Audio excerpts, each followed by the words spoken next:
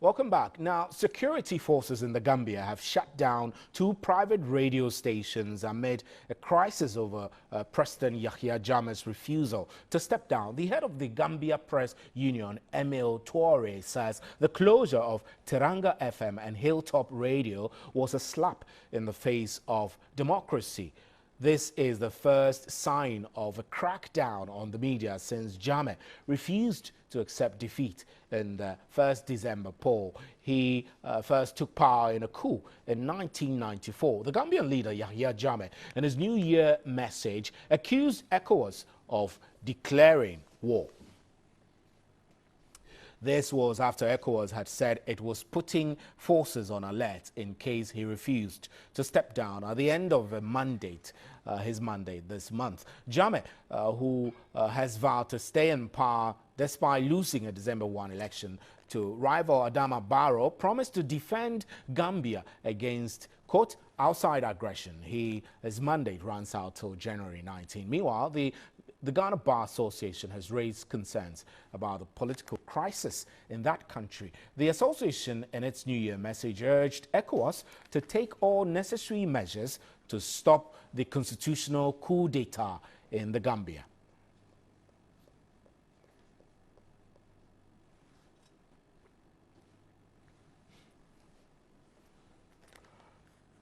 Right, let's get on Skype now. We do have Seina Marina, who is a Gambian journalist living in Senegal. He's also a social justice activist who is passionate about democracy, press freedom and good governance. He's joining us on Skype.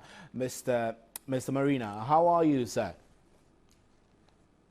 I'm fine, thank you. I know the situation in Gambia is worrying to everyone, including yourself, and you have been pretty active in the call for justice and the call for rule of law and democracy in the Gambia. How does the closure of these 2 FM stations come to you?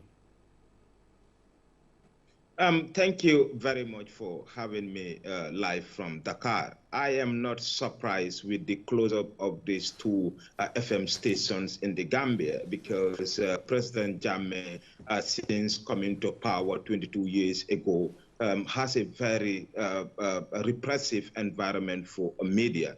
He feels that the media is the only civil society or vibrant institution that can challenge his rule. So since he came to power, he has cracked severely on freedom of expression, closures of media houses, killing of journalists, and many journalists, including myself, have to run for our life. We fled the country, and many others' lives are at risk. Teranga FM is one of those private radio stations in the country that used to broadcast news in local languages. So Jammeh thought that that is a way of sending the message. So he muzzled the press to an extent that there is no free flow of information. So the crackdown started well before the election. 2 journalists were arrested and still being held. Teranga has been closed this is the 4th time since it was shut down by the authorities. So it was closed yesterday with Hilltop. So we also Mr. Marina, hold on a little. I remember the last time I met you in Accra whilst you were on tour at my previous workplace. We had a chat about the situation in Gambia, and you expressed concern about the situation in Gambia. Now, how far do you think Yahya Jammeh can go or will go in order to still remain in power? Yahya Jammeh is doing everything to remain in power. When he addressed the nation on the New Year Eve, he renewed his attempt calling for a fresh election. And this is something Gambians have rejected in totality. There will be no fresh election because Jammeh has been defeated at the polls by Adama Barrow, the coalition leader. Himself accepted defeat. Later, after 1 week, he rejected those results and said there were irregularities, something that shocked the entire world. So for me, Jammeh knew very well that, 22 years of his government, he has done a lot of things that will not go unpunished. So he is trying by all means to stay in power to avoid being prosecuted. He said the ECOWAS possible military intervention, should he stay in power beyond his mandate, that will expire on 19 January, tantamount to a declaration of war. Exactly. So that's the point we're all worried about, Mr. Marina. We don't have a lot of time, so just ask you one last question. We know that in his New Year message, he expressed a lot of defiance. He is willing and vowing to defend the country. These kinds of words are aggressive posturing, which indicates a leader who is not willing to step down. Do you see this escalating into a full-blown war? I mean, knowing Jammeh, how he is? Absolutely, absolutely, because the issue now is Jammeh has only less than 3 weeks to stay. And he knew that he lost the elections, and he knew that, you know, the repercussion for him will be huge. So he's trying all means to stay in power, and this could lead to a full-fledged confrontation between him and the coalition supporters. This is why ECOWAS is trying by all means to avoid it. They say they will pursue all peaceful ways to solve this impasse, but if fails, then military intervention will likely take place. So this can escalate into a full-scale war. Right, and Mr. Marina is ready to take on ECOWAS and anybody who wanted to intrude into the sovereignty of the Gambia. Right, Mr. Marina, we're grateful. Thank you very much, and keep safe in the Senegal where you are. Mr.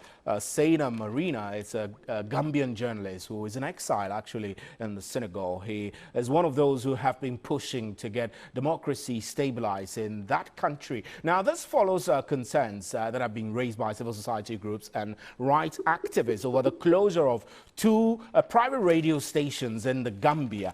This follows the warning by ECOWAS that Yahya Jammeh should step down. And he has, in his New Year message, expressed a lot of defiance.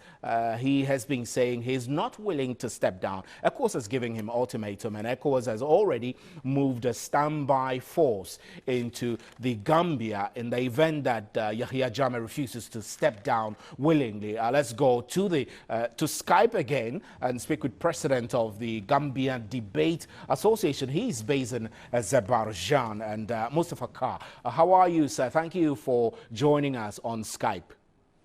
Thank you. It's always a pleasure to talk to you.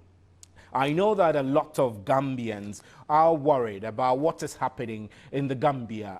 It has already started with the closure of the 2 private radio stations in that country. Yahya Jammeh's defiance on New Year's Day and his message is sending fear signals to ECOWAS and everyone who is a Gambian living in Gambia and outside Gambia. You are outside, you are in the diaspora. I'm sure you would want to see a Gambia which is stable and people can freely express themselves. Are you worried? I am not worried because this is the Jammeh that we know, obviously, from the previous interviews that I had on this channel. I said Jammeh always surprises us, like when in the initial stage when he accepted the results, but other than that, he's not doing anything new. And at this moment, Gambians have made their voice heard in the elections. They have voted. So I mean, people are not really scared because he's not, as I said, he's not doing anything new. These are just things that are typical of Jammeh. Yeah, Jammeh appears to say to everybody that I'm not going to go away easily. He's telling ECOWAS, back off, because I'm prepared to defend my country. That's confrontational, wouldn't you say? And that the citizens of Gambia should be worried. Well, I mean, so far, the leaders of the coalition have been very instrumental in telling Gambians that they expect him to step down. Actually, they have been very good, doing very well in calming the situation back home. But as I said, people are not scared. I mean, you go to Facebook, people are still speaking their minds on the situation in the country. So people are not scared. Of course, there's 1 or 2 people who would be tempted to be scared. But the majority of Gambians, from what I have seen and from the reaction that I got from them when I spoke to them, is that they are not scared of Jammeh, and Jammeh cannot intimidate people. I mean, because these are just the last cries of a dying regime. He has no way out. That confidence So, you have, but look, it does appear that Yahya Jammeh has the security forces right behind him. They're firmly in support of Yahya Jammeh, and if he decides not to step down, do you think the ECOWAS threats will mellow him or anything, seeing that he has all this security support? well, obviously, the security itself is not wholly behind him. Just yesterday, I saw a top army official who actually went to endorse the opposition leader, that is Barrow. So, I mean, the information coming from Banjul is very clear that even the army is very divided on those who support him and those who don't support him. I know he's trying to send out the message to the international community and to Gambians that he has the total support of the security forces, but even that is not true. And for me, it's not about, I mean, whether the security forces are in support of him or not. It's about whether the Gambian people are ready to stand up for the decision that they have taken. And as we speak, they are willing to stand up. My point is, will the international community live up to their promise of helping the Gambian people come out of this situation? Because Jammeh himself is not just a threat to the Gambia; he's a threat to the whole West African region. I am sure a lot of countries in the region have already felt one or two bad things from him, have had one or two bad experiences from Jammeh.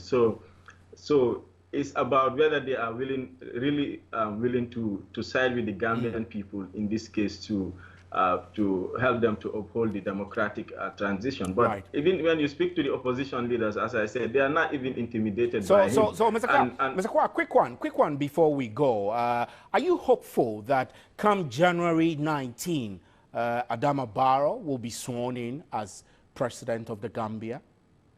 I don't see any way out for Jammeh in this case. I am very confident that Adama Barrow will be the president, whether it is through ECOWAS intervention or whether it is through an uprising by the Gambian people. But ultimately, Jammeh will have to go because right now he is out of touch with reality. He doesn't know what he's doing. His tactics are stale. I mean, he has been, for 22 years, he has been trying to scare the Gambian people, trying to threaten them, and people are not actually giving into these threats. I mean, it's something that they are obviously used to. So Adama Barrow will be president, and there is no way Jammeh is going to escape this. The signs are not good for him. I mean, I think he's lost all he could have gotten. Initially when he accepted the results. So things are not going to go well for him. Right. Mr. Carr, we're grateful. Thank you very much for your time. Mr. Mustafa Carr is a Gambian journalist who is in exile, actually lives in Azerbaijan. And this is News at 10, live from the News Hub here at Desawe in Kanda, Accra. My name is Stephen.